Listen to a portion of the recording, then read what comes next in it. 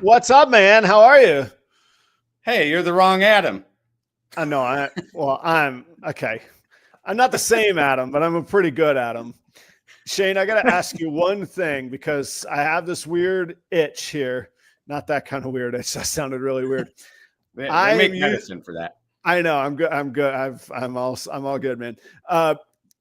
I'm generally the one pushing all the buttons, and there's generally a big red button in the top red corner that says live. Do you have that?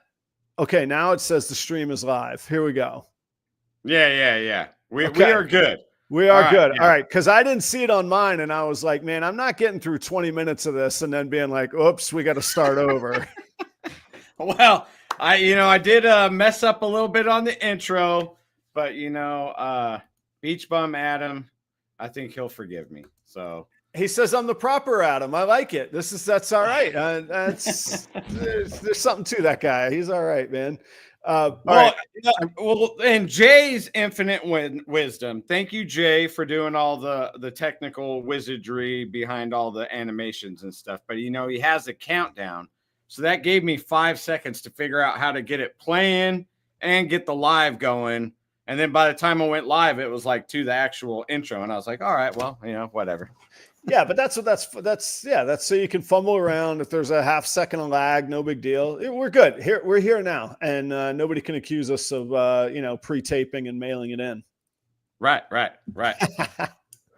so I was going to thank you. Thank you for filling in for Adam from Beach Bum. So I got an Adam for an Adam.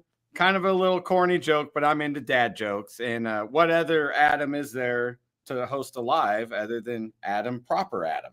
I think you're just really into Adams. I think you have a weird Adam thing. I have to. It's my pleasure to be here. Thanks for trusting me with this. You had talked to me before this rolled out and before this was totally public that you were going to be the one doing this and that this was going to be revived. And you were like, we hang out fairly often, so I could tell like you were genuinely like there was joy in your voice, and it was kind of a bit of an awe because of the whole full circle story that I'm sure you've told a little bit. So I'm happy for you, and then for you guys to trust me is really cool. And also shout out to Adam at Beach Bum Xotics. I had never talked to Adam before, and we've not met, and he was very kind and gracious, sent me a pretty cool note this week. And it was, private conversations, but it was a cool gesture. And he's going to be on the show and, on the Tuesday night show, one of these nights before too long, hopefully as well. I'm sure he's good for it. I've actually gotten on the ball and scheduled all the way out, I think through June, man. Like I'm abnormally well prepped for scheduling, which is usually my nightmare. Yeah, but when you're old like us, June is tomorrow. I mean, like it's here, Look, man, I just take it day by day, and because these Tuesdays are relentless, man. There's always another Tuesday right around the corner. You get through one, and it's like, what are you going to do next week? And so like, I finally just got annoyed at that feeling, and I booked like 9 people in a row, which was good. It's what I need to do. Well, Beach Bum Adam, in his infinite wisdom, has us doing a guest every other week and then an off week, which you're filling in the off week, which now that I'm like a podcaster, I guess I'm really glad like we stayed with his plan on that, because I couldn't imagine trying to hustle a guest every single week and trying to get someone different that wasn't just on another show. And man, I'd be stressed out. I'd go bald.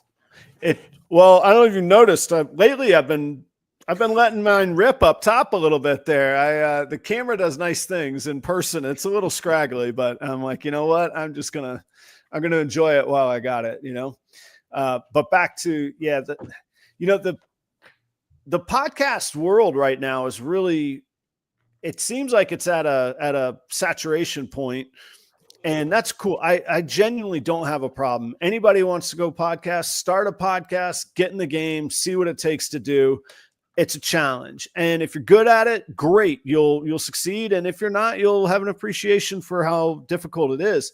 My only gripe is that I work to get guests And I can't get guests now because they're doing 3 other podcasts where, like, at least 3 years ago, I was just doing the grind and working and I could get guests that hadn't been on just another show. And I fully understand the irony right now because I didn't realize until today that your next guest is Herp and Harbins, who are on my show on Tuesday. Anyway, that's my only gripe right now, is that there's only so many people in our hobby and industry that are interesting and make for good guests. So you gotta, that's the challenge right now, is standing out, you know?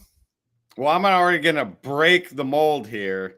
Okay. It's typically announced at the end of this episode. Oh, shoot. I didn't know that. But the Herp and Harbins are on this show next week. But it's all right. I've already analyzed your episode with them and had my chat bot do it too. So I'm going to be hitting different angles. So, I mean, there's plenty to talk about. I'm sorry. I stroll in like I own the place. I just knock the beans everywhere. I'm just like, yeah, how about this? Boom. There you go. What next topic? What are we doing here? No, it's all right, man. It's all right. You know, I'll get a scolding from Beach Bum Adam, you know, it's all right. That's what guests are good for. You could blame it on me. And then now the only bad part is that I've already laid out the invite to Adam. So now he can be cooking up like, oh yeah, got notes here, Adam. Permanent record on old Proper Royals record here. So well, let me do that real quick. So next week we will have Josh and Alicia from the Herp and Harbins on Reptiles Unplugged. We'll be talking about a bunch of different stuff. I know them in real life and stuff too. So we'll hit a bunch of different angles and it'll be a good time. They're always, to me, they're someone everyone should be trying to emulate in the industry. That's my take on it. I agree. And they're wonderful people to boot on top of it as well, man. And you guys can watch the show from Tuesday. I really think extremely highly of them, and I'm always happy when I get to hang out with them. Yes. It's always a good time. They're fun. Yeah. Fun people. And while we're doing all the Love Fest and everything, I want to give a shout out of the week. And this is a sleeper shout out. So Michael Graham from Blackheart Exotics up in Canada. So I message with him on rare occasions. And the last time I was messaging with him, he was set up at a pet expo as the only ball python breeder trying to convert mammal type pet owners into the reptile industry and bring people in the fold one at a time. Like, huge shout out to that guy. And he's a cool guy anyways, works all kinds of cool projects and everything. But like, he's out there knocking on doors, bringing in people, you know, like that's grinding, man. Yeah. For the betterment of us all. So shout out to Michael Graham. Highly Canadian. That is a Canadian trait behavior right there. Yeah. Very selfless act for the benefit of everyone else. That's cool. Yeah, for sure. Go ahead. Well, if we're going to do some shout outs, it just fits. I got to give a really special shout out to Paul at Large Marge Morphs and to Jamie at Graceful Pythons. We had an impromptu little fundraiser for Dr. Tom Harbin's scholarship fund on Tuesday night. And I thought we'd, trickle in 10s and 20s. And it's not all about money, but let's be honest, if you're getting fund is in the name. You need funds to have a fund. And they brought the funds, and I am thankful for them. They exceeded my wildest expectations. They cost me a little more than I thought I was going to spend when I said I would match the YouTube fees, that I would cover the YouTube fees so that all the cash donated made it to the right spot. So good job on them. And I didn't announce it. They just came in and plopped it down. It was great. Yeah. Big shout out to them. And I'm sure we'll be talking about that next week too. The same endowment fund. So yeah. So what's been going on with you, man? So I went to Nashville, AARPE. Yeah. First one under that show banner. Of course, anything with the All-American crew is top notch. I was going to say, so you've heard the hype. Now, wait, but you'd vended Charlotte though, right? Yeah. So I've worked with them on 2 other occasions. I've done Charlotte twice. Highly impressed with their operation. everything to do with them. I mean, it's white glove treatment. Yeah. They care about the vendors, right? And I say that every time I bring them up. That you're not just cattle. You're not just a table number and an entry fee. I mean, they care about you. They go above and beyond. But the Nashville location, I have high hopes for that show. Okay. And here's why. Because there was already a exotic pet show in that building. The people were already used to coming there. Yeah.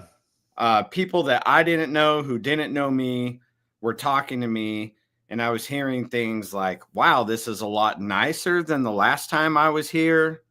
There's so many pretty reptiles. I didn't know, you guys did it like this. And then so I was educating them like, well, this is actually a new promoter. Mm-hmm. People liked a lot of the plants that were there and stuff. People knew what ball pythons were, like there was like levels of education in what we do that they all met. So it was cool. And I have high hopes for that show going forward. Good. Did you, okay. So going forward's one thing. Did you find it beneficial? That's a bit of a hometown show. So, I mean, you really want to hope, you really want that to be, I mean, the hometown show is the best, the lowest overhead, and the customers you could follow up with. Like if I go to Tinley, it's hard for me to follow up with the customers other than an email. Like I can't deliver them a snake in Tinley. I can mail it to them, but like I can't just like I can locally here or deliver ASFs to them weekly or whatever. I can't do that. But in Knoxville's kind of a local show for you. And not Knoxville, Nashville, localer show. What's it, 2 hours from Knoxville? Yeah, it's about 2.5. Okay. And I don't have a hotel fee over there. I have a sister over there. So there was a whole family time and everything associated with that event, which was really cool. Icing on the cake. Yeah, so I did not lose money. I've had after sales and stuff too from that event, which is cool. I'm still kind of low on inventory. Yeah. I will say any show that I've been to, if I have other species on the table, hognose in particular, that's my main other species. It does draw more attention than if you're a ball python only table. Yeah. And that's not just Nashville. That's like other places too. So, oh yeah. Yeah. Yeah. So there's that, which I didn't have. I was ball pythons only at this show. And, really? You didn't have any hognose even at this one. Now I'm sold out. I thought you had a couple. Okay. No, the ones that are left are holdback. So, but you sold some ball pythons then. Yeah, I sold a couple ball pythons. I've had an after sell and stuff too. The weekend was made. The next show is for sure next spring, but they may have one towards winter. I'll be loaded towards the end of the year. Right. I'll have 3 different species on the table at that point because I am now a king snake breeder too. Oh, really? Woo! Okay. Nice. Yeah, I had one clutch of MBKs, so now I'm a king snake breeder, Congratulations, man. I am just the lowly ball python breeder, like everyone else in the world, right here. Just me. Just one species. Yeah. No, I mean, there's a lot to be said for focusing on one too. It is hard kind of bouncing. It like takes a certain bandwidth. Like once I hit 3, because I used to do leopard geckos with the boys too. 3 is my max at one time. Just like the slight scheduling differences and stuff. Yeah, that's what it is. That's what makes it hard. Not the number. It's just the weird little schedules. But yeah, so great show in Nashville. I have high hopes. The plant vendors, I was under my plant budget at that show, so I did good there on my spending. Okay, all right, nice. How was any action? So they do a VIP on Friday afternoon in other places. Did they do one in Nashville or not? Yeah, and still to this date, for me personally, they did do a VIP, yes. There were some people there. It wasn't like super crowded or anything on VIP Friday. I have never, in the history of time, ever sold anything on any VIP hour. I don't care if it was Friday, Saturday, or Sunday. Right. I have never sold anything on VIP, but yet I rushed to get there and be set up and on the clock. Because I always think, this could be the time. Right. But you kind of have to because yeah. So I had two thoughts. One being like, all right, let the promoter make their money on the extra VIP money, and I'm going to sleep in an extra hour. Everybody wins, and nobody bought a snake from me anyway. So it's fine. But then there's the other part of it that we always talk about. Like, what are you doing that you can control? Okay. You're showing up, you're being there, you're being ready, you're meeting people, you're engaging.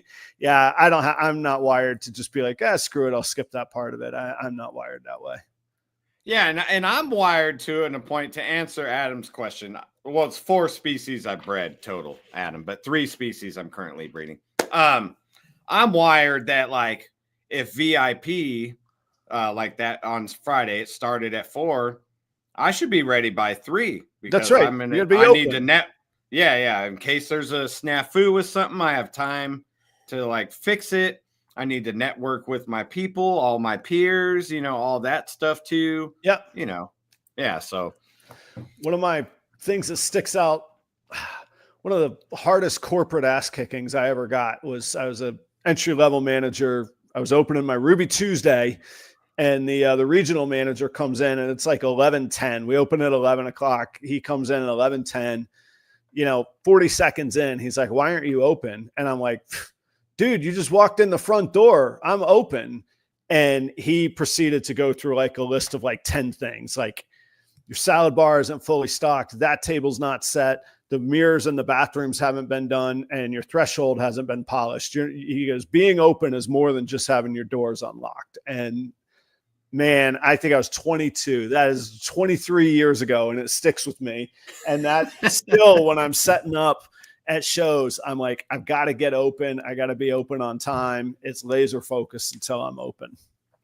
Yeah. I mean, those are the lessons we learn in our youth, though, right? Yeah. Well, and it was a good lesson. I remember being like, oh, at the time I didn't like it. I was like, oh, well, good morning to you too, pal. But in retrospect, I have laid that on many an entry-level manager in my day. Let me tell you, that one stuck. Yeah, well, it's true. And I was programmed that way too by my grandpa. Like, if you're not early or late, and like, you be ready with your boots on, and you could apply that analogy to any aspect of your life. But like I said, that still applies to me to this day. And here I am, older than my grandpa was when he told me that. Yeah. But I also like too, the reptile world is so full of opportunity, and part of it is because you can look around the room at opening time, and there's nothing but opportunity because most people aren't open. They aren't, and the customers can see that. They might not think to themselves, oh, this person isn't open, but they're not engaged with the customer because they're still trying to polish their snakes, or still trying to clean poo, or still eating breakfast when you're there ready to sell. So it might not work with the VIP, but I love the idea in reptiles. Like, it's not that hard to be above average in our world, which is a really great opportunity. Yeah. No, I agree. Show up, be consistent. That's 2 right there. Yeah. Man, you got half the competition beat right there. Just there it is. And it's really rewarding. Honestly, it's few things in life are that simple that actually pay off, and it does. So like I say, I'm with you, man. I'll do the VIP stuff, and I can't say I've never sold a snake. I have. I've sold in VIP hours, but I've actually never vended an AARPE show. I've been to a bunch of them, but I've never vended one. Logistically, they're too far. I can't vend solo and drive to Denver or Nashville. It just doesn't work for me. Yeah, I may be going out to the Denver one, the one later on this year. Just as an attendee, socializing, filming, that kind of stuff. I'll be going as like a social media guy instead of a reptile vendor, because I don't know about you, but I can't do both. No, I got the 2 buckets. Yeah, if I'm vending, I'm vending. If I'm doing this stuff, media, that's a whole different story. So, but yeah, I'll be there in September with Redline. So come hang out, man. Yeah. I'm trying to make it happen. I think it will happen. Okay, cool. Yeah. So, what's oh, you know what? I got some great news, man. This is like personal, all me. I'm gonna brag on myself. Do it. All right. everyone knows I love genetic stripe clowns. I've had the opportunities to pair for them since 2023, but instead I took the long road. I made like visual genetic stripes that were double het G stripe clown and stuff like that. More building blocks. I'm building this giant army. Mind you, I started this project with a clown and a genetic stripe in 2020. Good for you, man. As far as like from the ground up, you know? Yeah. And I finally hit my first double visual. 4 clutches in that project this year, and I finally hit one. Ooh. Congratulations, man. Did you get any combo codoms in there? Straight G stripe and G stripe clown? What do you got? Dude, there's cinnamon in the mom. Okay, the male I thought was taking the clutch was a red stripe, yellow belly, hurricane, triple het, G stripe clown, DG. Okay, before he was ready, I paired that girl one time to a genetic stripe, double het, DG clown. All I'm seeing in that clutch for codoms or incomplete dominance is cinnamon. And I'm like, I think that the backup male took the clutch. But he got in first. He was open. He got in first. He was ready when the customer came, and he delivered the goods, man. Yeah, man. I mean, so up until this point, I did hit a hurricane red stripe clown that's like pos hets for, other things. That was one. I hit a genetic stripe out of another clutch. Other than that, all I've hit's normals. So wow. I knew in my head, like the odds are going to even out in this clutch. Right. It was due while I was at vending Nashville. I'm like, oh man, I got to get home and cut this clutch. I don't care if they pipped or not. I'm cutting. I pull in the garage, grab the animals, take them into the snake room, set them down, get the clutch, start cutting, man. And I'm like, dang, first one, normal. And I'm like, oh my God, don't tell me this again. And then I'm like, oh, clown. Oh, G-stripe clown, G-stripe, G-stripe, G-stripe. Wow.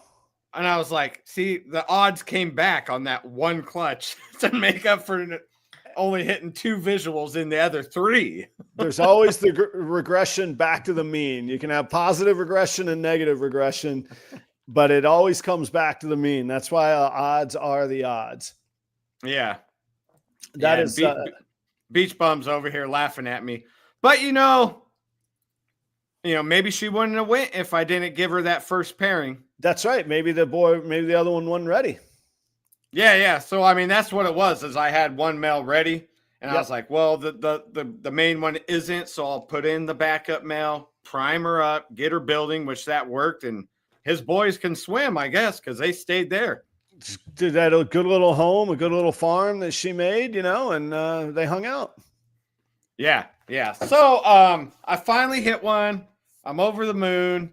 It's the most excited I've been about a clutch in a long time. Well, congratulations. Where do you land on the nickname for G-stripe clowns? I call them G-stripe clowns, and then I'll type it G clown sometimes just because I'm lazy. But she's okay. So are you like even against even saying the word like this Kiki ball name? Yeah. No, I mean, I don't particularly, I'm not fond of it, I should say. I'm never going to say nothing bad about it because, I mean, it's named after the guy's daughter. That's true. That's true. Just like the nanny gene was named after the guy's grandma. I mean, there's like, a sentimental aspect to it. Do I think either one of those projects were named appropriately? Probably not, but... The reason I ask is not a shot at the name or his daughter. I'm glad you brought that up, actually. A couple of my buddies in Florida that worked the G-stripe clown, he won't say it, G-stripe clown project, they would just be like refused to speak to the words Kiki ball. They're like, they've worked too hard at it to be called that name. It's a G-stripe clown. And so now anybody that's ever working that, I always ask them, I'm like, so what's the other thing you call it? What do you say? I mean, I mean, it is what it is. But, you know, it's an amazing looking snake. I think it's a great foundation as a base to work off of. They seem well, and G-stripe in general, I find hard to identify, and the G-stripe clowns seem very challenging for me to see. I'm saying just for me to see other genetics in, so it would drive me nuts a little bit.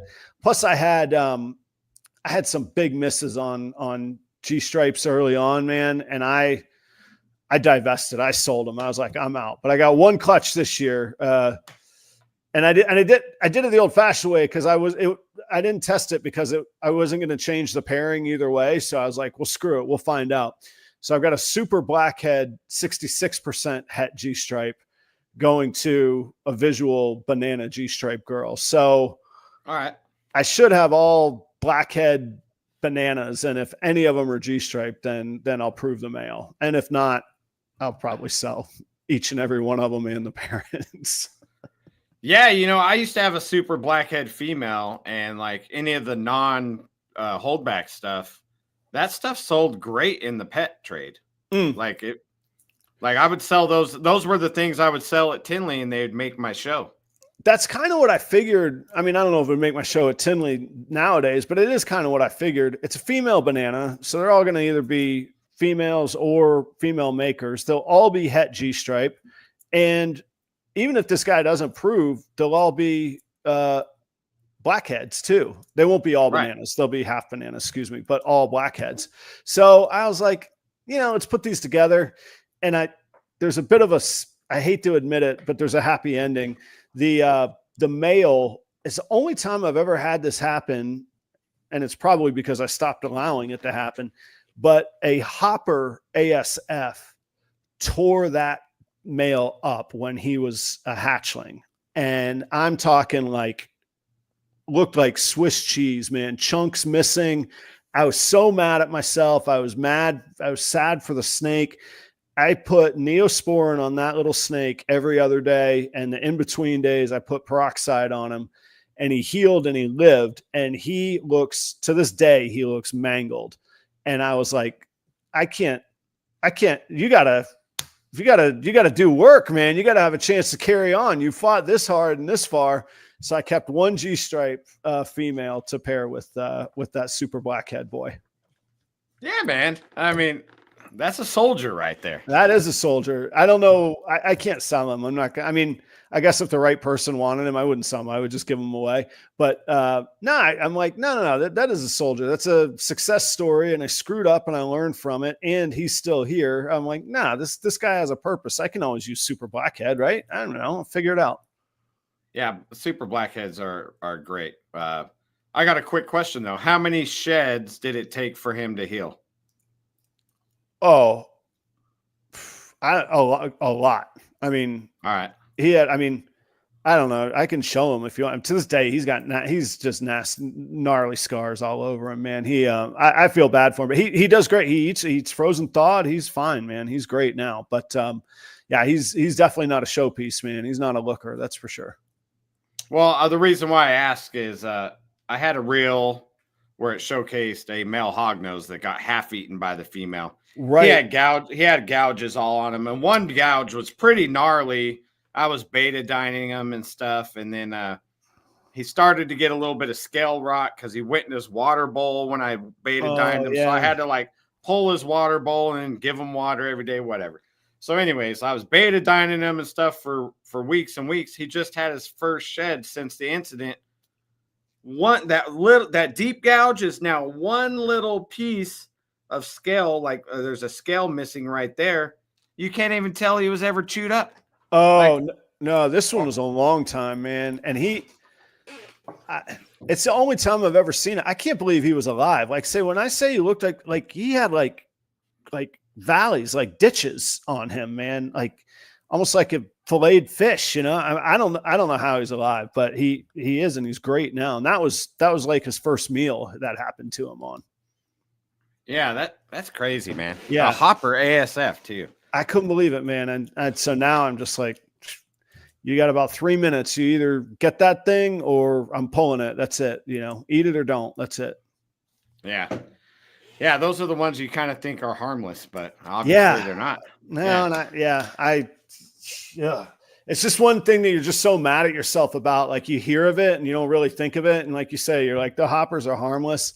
And then when I saw it, I was just like, I just sick to my stomach, you know, I'm like, I felt like I was like the bad part of the reptile industry that day, you know, I'm like, I don't want to, this is creepy. I don't want to be this. I don't want to be part of that. So, well, that's a good segue into the next topic. So okay. I had a stomach feeling too. I'm going to tell you a little story. Okay. Customer of mine messaged me, wanted a snake. This all stems from the Nashville show. He wanted a snake from the, whatever. It's just, so this is an a potential after sale situation. Yes, this is a potential after sale that stems from the Nashville show. Yeah. He messages me, hey, I want to buy this snake. I tell him, hey, let's just do it direct. I'm going to save you some money on shipping. Here's a link to pay at. Instead of clicking on the link, he went to Cash App, typed in Small Town Xotics with an E, sent the money there. Apparently, there's 2 other Small Town Xotics on Cash App. They both have an E. I'm the only one with just the X, like it's spelled right. And sent the money to one of the Small Town Xotics on there. That person withdrew the money and closed down their Cash App account. So, money's gone. There's some lessons to be learned here. I would say I'm going to say, I'm going to give one and you could give one. Let's parlay this back and forth a little bit. Okay. All right. All right. My first thing is if somebody, if you're going to buy a snake from somebody and they send you a link to pay at, I would recommend clicking on that link and paying through there because you got it directly from the person you're buying the snake from. That would be my first recommendation. Learning experience here. Yeah. I would say as a seller, I'm going to go from the seller angle rather than the buyer's angle. I could be a little bit more patient when people ask me questions about payments. I'm like, I've sent you the email. I've given you the QR code. Just send the money. And now I see that they should be a little, it's okay for them to ask. From a buyer, I know we were going to bounce this back and forth, but from the buyer standpoint, yeah, Jacob brings up a good idea. Send a test dollar. I admit I'm not good about that. But I never think like how much effort did it take for that person, not the buyer, for the con artist to steal your name, wait patiently for who knows how many years. I don't know if we're saying the amount, but for this little amount to trickle in and then spring into action to take their money and close their account. Like, who does that? I laugh. It wasn't a tremendous amount of money. It was under $500. I mean, like about half of $500, somewhere in that range. So it wasn't, nobody's not paying their mortgage or none of that.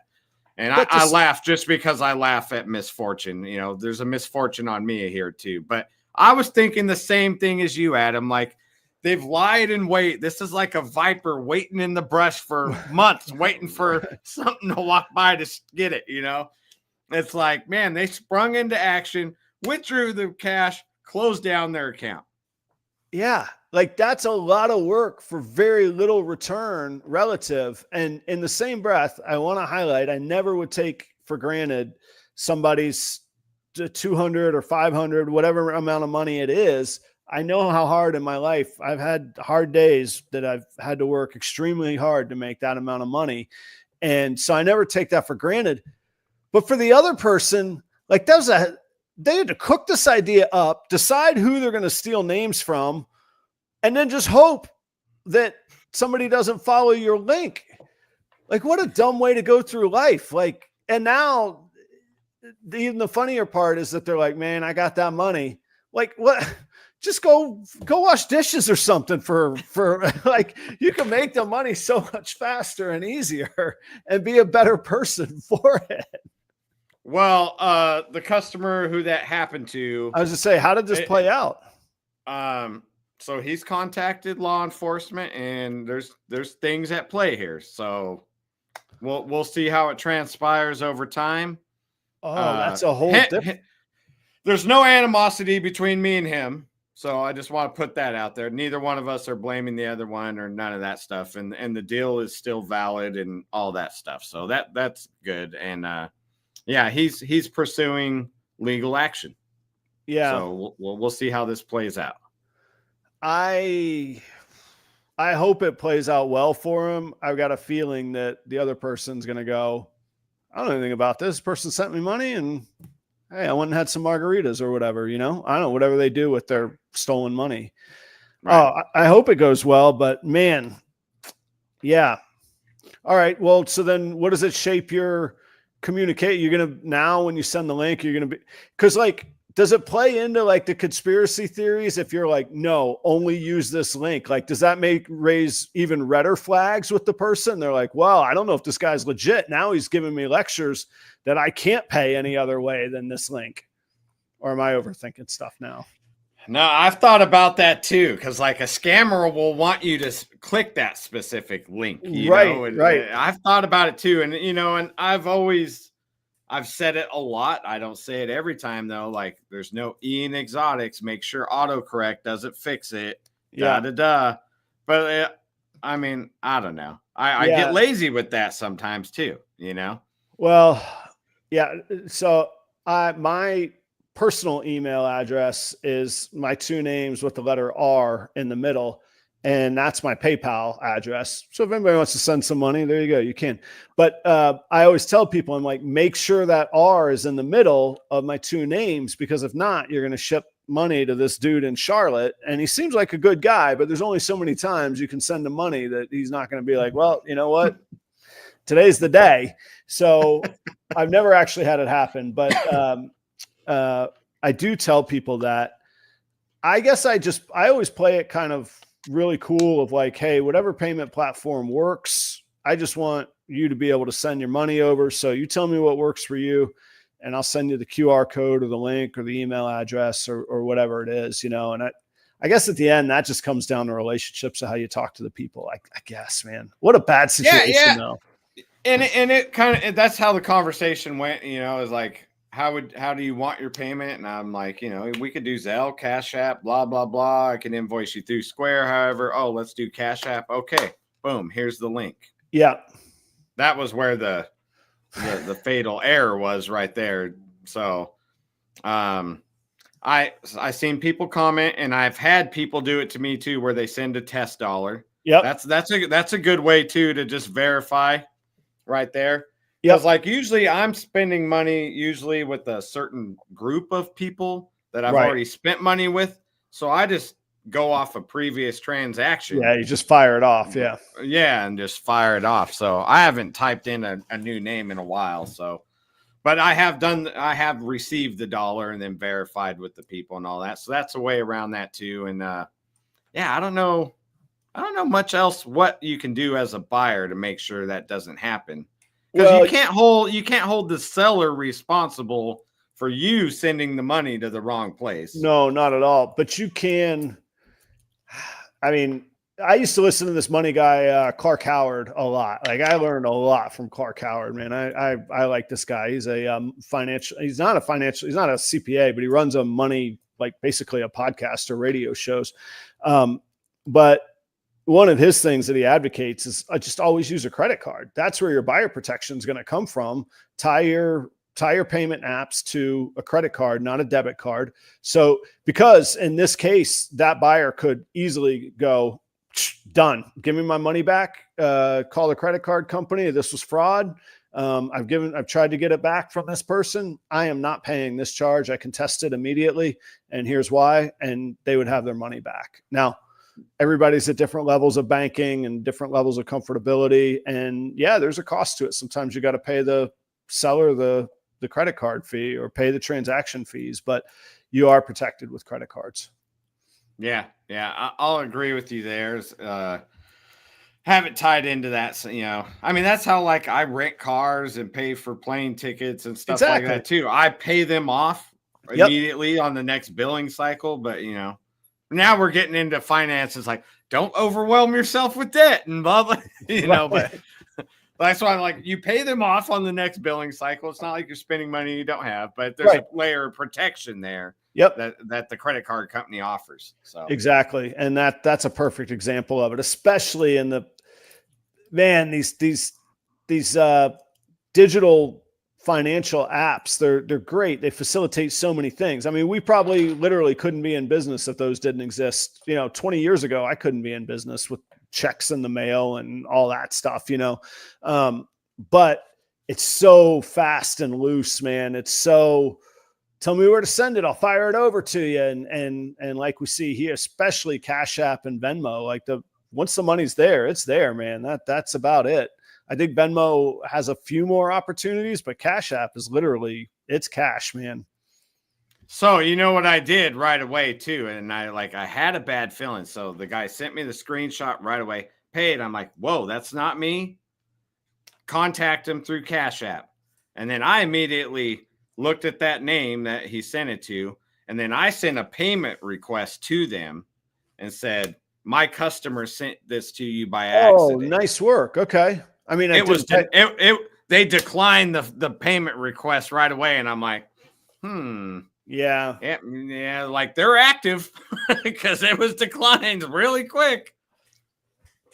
Man, yeah. Adam put in the comments earlier, if the scammers just put a little bit of effort into doing good rather than scamming people, yeah, they'd be rich. Like, I can't call it brilliant because it's evil. I don't believe in evil brilliance, but like, just do that for good. Find a way to do that kind of effort for good, man. That's ridiculous, Yeah. And yeah, man. I mean, I try to assume everyone means the best, but that's not always the case, man. It is unfortunately there's bad people out there. Yep, there are going to be bad players. One thought I had earlier, yeah, it sounds defeatist or fatalistic, and maybe it is, but like I always worry that like it goes through my head, like is somebody that's asking me for all these pictures on a snake, and they're asking me dumb questions. Are they just playing middleman? Is there somebody that they're trying to sell a not snake to using my pictures, and they're asking me the questions that this person is asking and hoping I can respond fast enough? And I just had to say to myself, you know what? People's evil actions on their end, that's on them, man. I can't control the world. I can't control everybody in life and what they do. If anybody ever wants to know whether it's me or not, I'll FaceTime you. I'll do a video. I'll send you. You could tell me to hold 3 spoons in the picture. I don't care, whatever it is, but just do your due diligence. I can't control, people are like, oh, you could watermark all your pictures. Man, I could do all kinds of things, but it takes up half my life, man. I'm not the evil guy here. And I just had to finally just be okay with that. It used to drive me crazy. Right. No, I agree. I used to do the watermarking and stuff too. And I mean, like you said, you only have so much time. Yeah. And kind of circling back to where we're at in the beginning of this too, I offer multiple ways to accept payments, so that way the customer feels comfortable with whatever avenue they're comfortable with. And as a buyer though, you got to be smart and protect yourself. So I guess that's what we're trying to get to here. Yeah. How did or maybe you don't want to share, can you share anything more of where you left it with the buyer? You said something about the deal was still good, but obviously you got to get paid. Yeah. He's going to pay through a different avenue, and he's still getting the snake. Oh, wow. Okay. We're going to use a different thing, and he's still going to pursue legal action against the scammer. Well, the buyer sounds like a good dude. I got to say, like to still go through, I would be so pissed at the whole situation. I'd be like, man, I'm not dealing with this anymore. I would just move on, I think. Yeah, man. I mean, it's unfortunate. Right. It's not, I mean, it's not on you. I'm not saying that. That is, I mean, like, it's just frustrating, right? It's frustrating to be associated with, right? Yeah. Like all the things I could do in my life, I can't fix that problem. That one little problem right there. Like, that's like so out of my hands. I'm Yeah, like, it's not yours. Yeah, it's not yours. That sucks, man.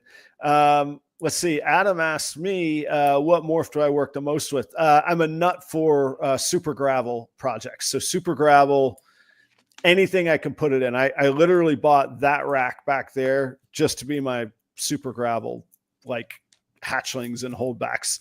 I don't have nearly that many yet, but they are coming. And I hit my first gravel clowns this year, and I will have an opportunity later this season to hit my first super gravel clowns. I've already, Shane, you talked about taking the long road on your G-stripe and clown project. I'm already pairing for future super gravel Ultramel clowns. So they're getting it's so nice breeding supers because you know what the outcome is going to be and you know what the path is going to be. You don't need the odds as much. Right. So, the reason Adam asked, sorry for the audio, folks, is there a reason I went gravel over asphalt? Yeah, it just happened to be what I got. There's a breeder in Florida that I work closely with that produces a ton of super gravels, and it was one of the snakes that I just, you kind of get used to looking at snakes, and it was one of the morphs that are the combos, however we want to call it, that I looked at, and I'm just like, that is incredibly different. And then I started looking in the morph market, what was out there, and there really wasn't much out there. Some of the very first super gravel clowns had just been created like 2-3 years ago, or at least that were hitting the market. Very few Axanthics, very few Ultramels. I don't think any in candy, lavender, rainbow kind of projects. I work all of those with clown. So it was like the thing that could unify my madness of all these different genes. I was like, all right, I'm going to go the John Daig route. I can work Ultramel. I can work all these different combos, but they're going to be super gravel related, just like he does with Axanthic. I was like, that's it. That's what I'll do. I'll be the super gravel guy. So there it is. I like it. I think super gravel, super asphalt, super stripe, the yellow belly specter little thing. I think all of those should be worked more. They were all hot for a minute at one point in time, and then, we're all a bunch of squirrels and go on to the next shiny thing, and nobody ever perfected those. I think I'll tell you what I really think happened is, and this was something that Will Moreau's brought up before as well. Everybody overlooked the supers, but genetically they're the very same thing as recessives. So everybody went on this crazy recessive binge and left the value of supers in the dust. And it left this like gap in projects that can be worked. And if somebody was paying attention to it, there's a wide gap of opportunity with supers. And then of course, like I say, they're just powerful. They're powerful breeders for the outcome. Yeah. I've got puzzle stuff too. Like eventually it'll all be under they'll all go to super gravel. I probably won't put my super gravel clown to the puzzle, but I'll definitely put a super gravel combo into puzzle and see what's going on with it. And I mean, we've all heard people that say yellow belly everything. I mean, gravel looks great on top of a lot, man. It's a cool gene. So that's my thing. Yeah, man. I have gravel GHI gravel kryptons and stuff over here. So I'm graveling. I didn't know that. That's interesting. Yeah, man. I got a lot of stuff hidden away, Yeah. Yep. Yeah, I am I'm dreading like August, September. That's usually when I do my next season's breeding project or breeding plans, because I got too much. I mean, some of my males I've been holding back. It's too much, and they're cool animals. I just don't have a need for them. And even as wide ranging as I'm willing to be with incorporating the super gravels, it's got to be the males are the ones that need to have. I mean, there's got to be a super gravel on one side or the other, or else I'm back to doing the, the POS hats and the 66% and all that. So I'm going to have to really just buckle down and go through in August and September and say, well, these guys are, they don't make the cut, so I'll have some either ready to breed males or proven breeder males coming loose this summer for sure. Yeah, man. Yeah. I like your gravel path. I like it. Thank you. I like it. It finally checked both boxes of not worked a whole lot, although more and more so. So there is I wouldn't say it's a wide open path, but there's a path. But again, I could just stare at them all day. They're just cool. Like at the end, we've all heard the expression, man, you got to love what you're doing. And those are cool to me. So I like it. I wish that I thought they did more in pied, but I don't think that's a lot of work to get a super gravel pied. That's like, it's okay. It's cool. No. I need a better response than that. I got to have a better feeling in my heart than not feeling, Well, the beauty about a super gravel is that crazy pattern and stuff. And when, you take a lot of the pattern away with pied, you're kind of like, yeah. Like you said, I probably will try and see what a super gravel clown pied would look like, just because the super gravel clowns are such a powerful pattern. I wonder if in pied it could pay off on a clown pied. And I only say that because I lucked into a 1.1 of clown pieds this year. Some kind of cheating. I'm already like, I don't have to start at the base with it, so to speak. So we'll see on that. I'm not sure. I'll put a super gravel. I'll probably put the super gravel clown to that female and make some het pieds with it, or visual clown het pieds with the gravel. And I'll see. That'll be one in like the bottom left corner. We'll just see what happens over a couple of years if it's worthwhile or not.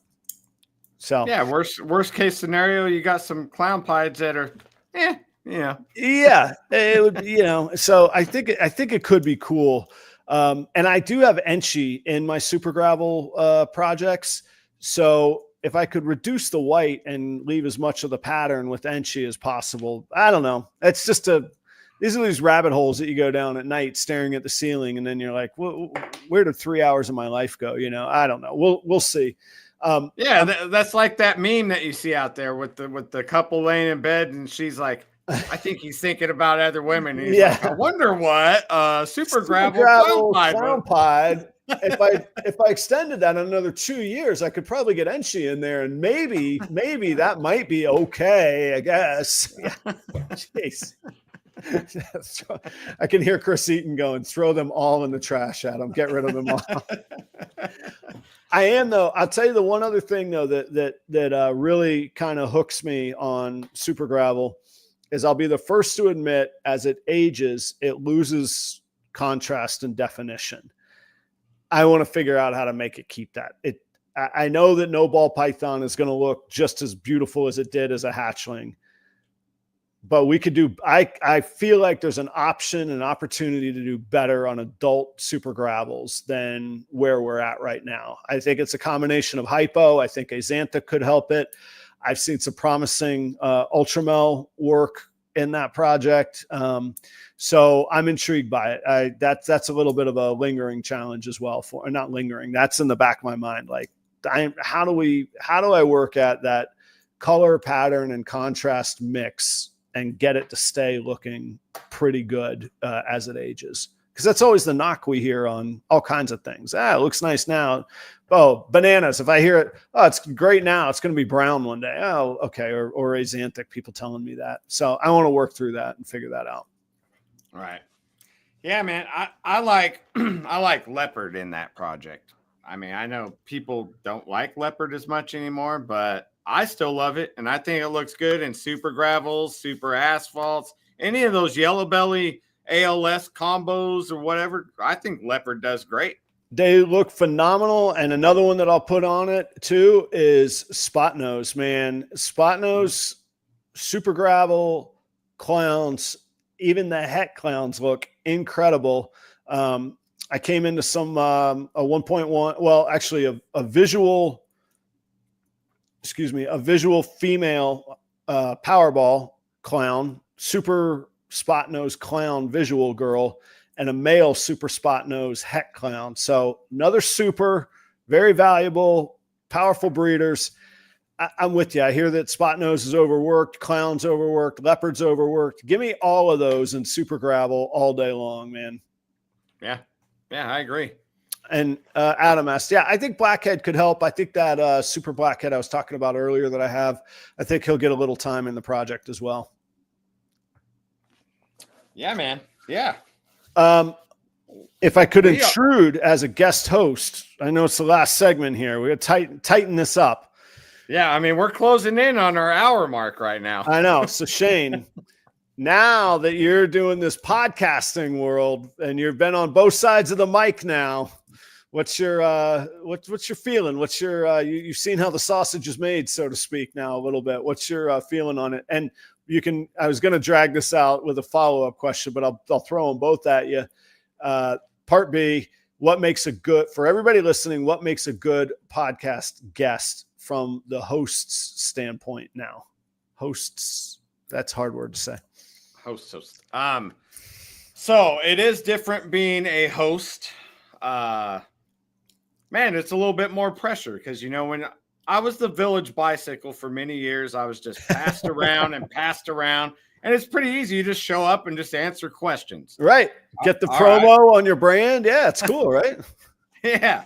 So it is a little bit of grind. There's some thought behind it. You don't just ask a guest and come on willy-nilly, or I don't. Like, I'm doing research, thinking of intelligent questions and angles in case they were just on somebody's show the week before. So you got to think of these angles to make it bring a little bit of something different, right? And then that guy comes on your show and just busts through the wall like the Kool-Aid man, like he can just share everything.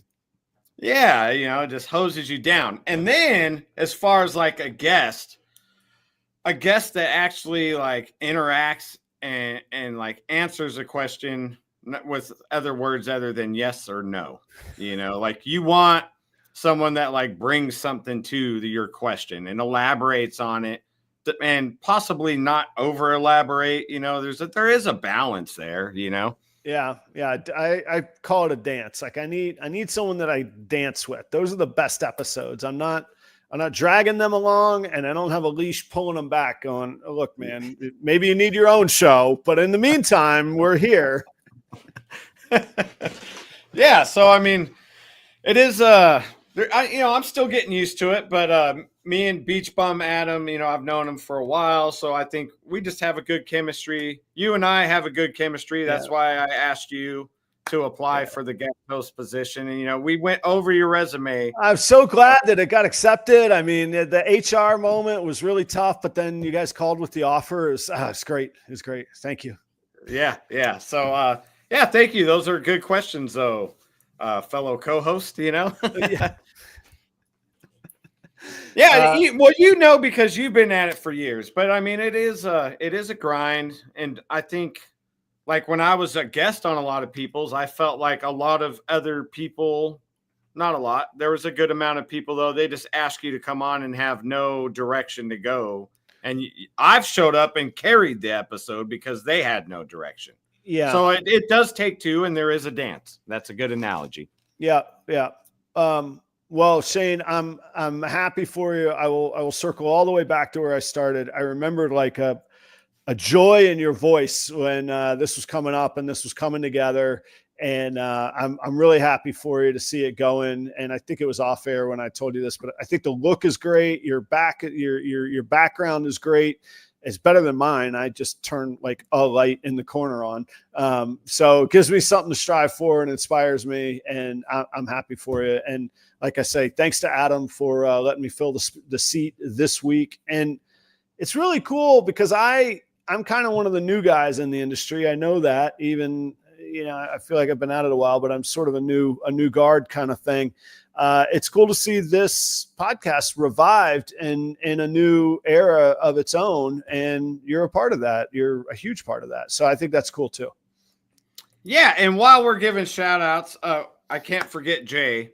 for making all the background that Adam was talking about. He makes the intros and outros that I can only cut in the improper time, but whatever. They're there. So thank you, Jay from Green Line.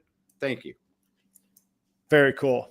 Well, Shane, it's been a pleasure. We get to work together a lot. I always look forward to it. Thank you very much, man. Yeah, thank you. And to everyone, next week, tune in. Herp and Harbins. We'll be talking about a bunch of different stuff. And the regular Adam will be back. Thank you, proper Adam, for sitting in. We'll see you all next week. Cheers, guys. Thanks.